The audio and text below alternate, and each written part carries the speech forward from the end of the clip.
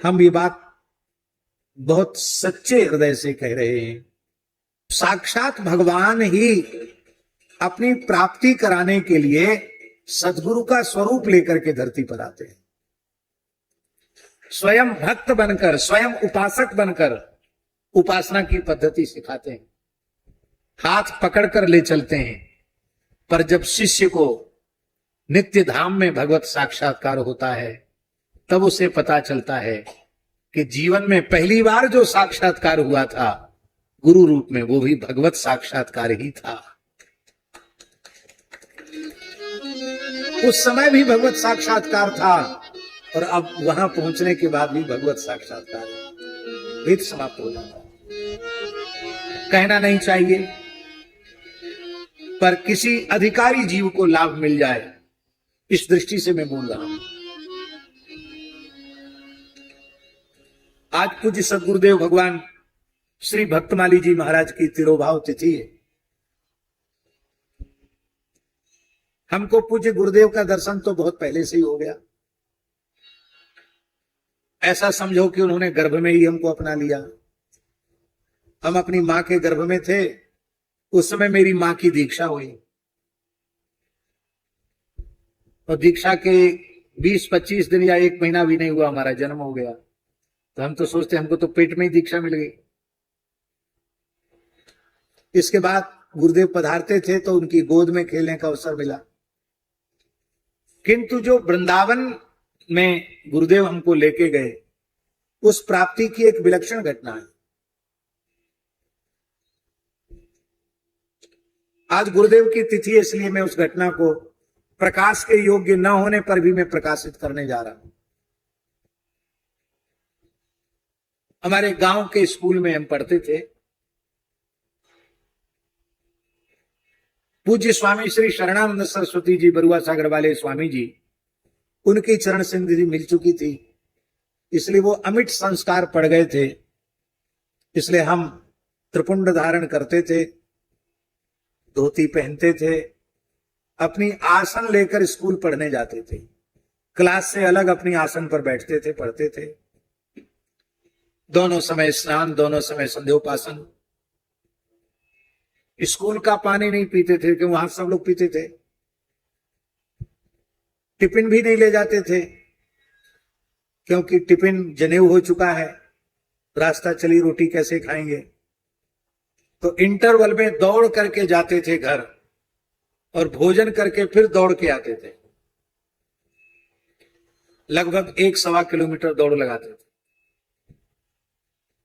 Interval कम समय का होता है, कभी 5-10 मिनट लेट हो जाते तो डांट फटकार भी खानी पड़ती थी मास्टर की। एक उनमें मास्टर साहब थे हमारे बड़े हितैषी, वो थोड़ा सा बोलते थे बार बार, ये तिलक लगा के क्यों आते हो, स्कूल की ड्रेस पहन के क्यों नहीं हो। जिसमें गांव में कोई ड्रेस का बंधन नहीं था, फिर भी वो कहते थे ड्रेस पहन के क्यों नहीं आते हो, अलग क्यों बैठते हो। सुनते सुनते हम परेशान हो गए। बार बार चोटी क्यों रखाए, तिलक क्यों लगाए, पैंट क्यों नहीं पहनते, धोती क्यों पहनते हो। मैंने एक दिन उनसे कहा कि आप पढ़ाई लिखाई की बात करिए, हम पढ़ने में कमजोर हो तो आप बताइए। हम पढ़ने में कमजोर तो नहीं है, जो काम हमको दिया जाता हम पूरा ठीक करते हैं, पढ़ रहे ठीक से। फिर आप पढ़ाई लिखाई की बातें छोड़ के इधर उधर की बातें क्यों करते हैं।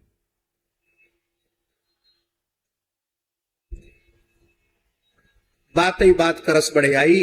एक दिन इतना कलह हो गया कि उसने कहा कि मास्टर ने क्लास से बाहर हो जाओ। बच्चे थे, हमको होश नहीं था। हमने कहा तुम्हारे बाप की क्लास नहीं है, बाहर नहीं होते, क्या करोगे बताओ। बोले कान पकड़ के बाहर कर देंगे। मेरी हिम्मत हो तो छू के देखो। गुस्सा आ गया। आखिर तो सब लोग हंस रहे थे, हमारा अपमान हो रहा था। हम उठकर वहां से रोते हुए हेडमास्टर साहब के पास गए। कक्षा 7 में पढ़ते थे। हेडमास्टर साहब थे नारायण दास जी गुप्ता, बहुत सज्जन आदमी थे। वो मास्टर का एक प्रकार के संत ही थे, बहुत सीधे थे, बहुत सज्जन थे। एनडी गुप्ता कहते थे लोग। तो हमने कहा हेडमास्टर साहब मेरे साथ ऐसा ऐसा हुआ। बोले भाई देखो, क्लास मास्टर जो है उनकी बात माननी चाहिए और तुम उनसे बराबर बात झगड़ा करने लगे। ये गुरुजी का अपमान करना, मास्टर पढ़ाने वाले का अपमान नहीं करना चाहिए, वो गुरुजी होते हैं उनका अपमान नहीं करना चाहिए। तो हमको लगा कि ये भी उसी के स्वर में बोल रहे हैं, हमारा पक्ष कोई नहीं लेता। तो हम वहां से हताश निराश होकर के रोते हुए अपना बस्ता पीठ पर लिए हुए, गांव के बाहर देवी जी का मंदिर है, शंकर जी का मंदिर है, देवी जी का मंदिर है। तो तालाब में नहाना, देवी जी को शंकर जी को जल चढ़ाना, ये बचपन का अभ्यास था। तो भगवती के प्रति अनुराग था, तो हम वहां जाकर माथा पटक पटक कर रोने लगे।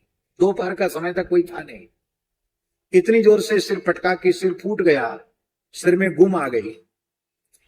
और हमने रोते हुए दुर्गा जी से, भगवती से एक ही प्रार्थना की, या तो आज ही मेरी मृत्यु हो जाए या फिर हम यहां से कहीं बहुत दूर चले जाएं। अब इस परिवेश में हम जीना नहीं चाहते, रहना नहीं चाहते। और हम बेहोश हो गए। गांव की एक माताजी थी ब्राह्मण परिवार की, वो हमको उठाकर गोद में लाई, घर पहुंचाया। सबने पूछा, समझाया। हमने कहा किसी भी कीमत पर हम विद्यालय पढ़ने तो हम नहीं जाएंगे, स्कूल नहीं जाएंगे। कैसे होगा बिना पढ़े लिखे? मैंने कहा होगा, नहीं होगा। अंत में परेशान होकर हमने कहा ज्यादा परेशान करो, हम घर छोड़ के भाग जाएंगे और हम स्कूल नहीं जाएंगे। हमको ऐसी पढ़ाई बिल्कुल नहीं पढ़नी जिसमें तिलक लगाने पर उंगली उठाई जाए, धोती पहनने पर उंगली उठाई जाए, ऐसी पढ़ाई हमको नहीं पढ़नी।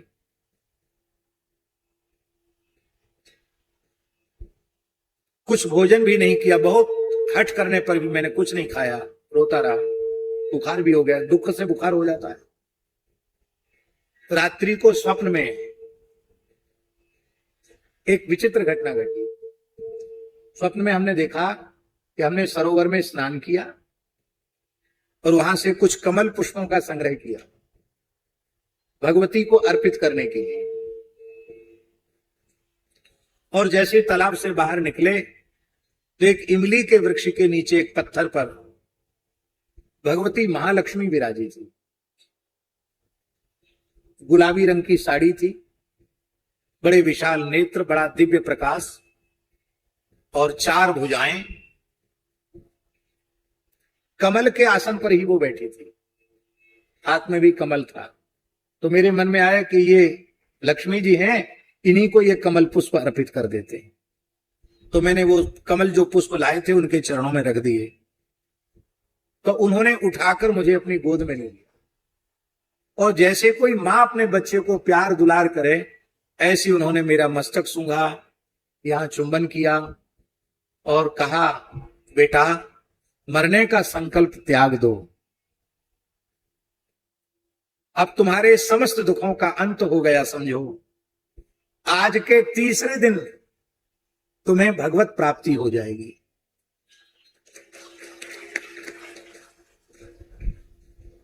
ये एकदम सत्य घटना सुना रहे हैं, भगवान के सामने बैठे हैं। इस स्वप्न को हमने किसी को भी नहीं बताया, पर मन में बहुत शांति आ गई कि दुखों का अंत हो गया, अब भगवान की प्राप्ति। अब प्रतीक्षा करने लगे कि तीसरा दिन कब आवे। और जैसे ही तीसरा दिन आया कि हाथ में एक पीतल की बाल्टी लिए हुए, एक टाट का थैला लिए हुए पूज्य गुरुदेव भक्तमाली जी पैदल चलकर आ रहे थे। वो घर में विराजे। पिताजी ने समस्या सामने रखी कि ये निश्चय कर लिए हैं कि हम स्कूल नहीं जाएंगे, कैसे होगा?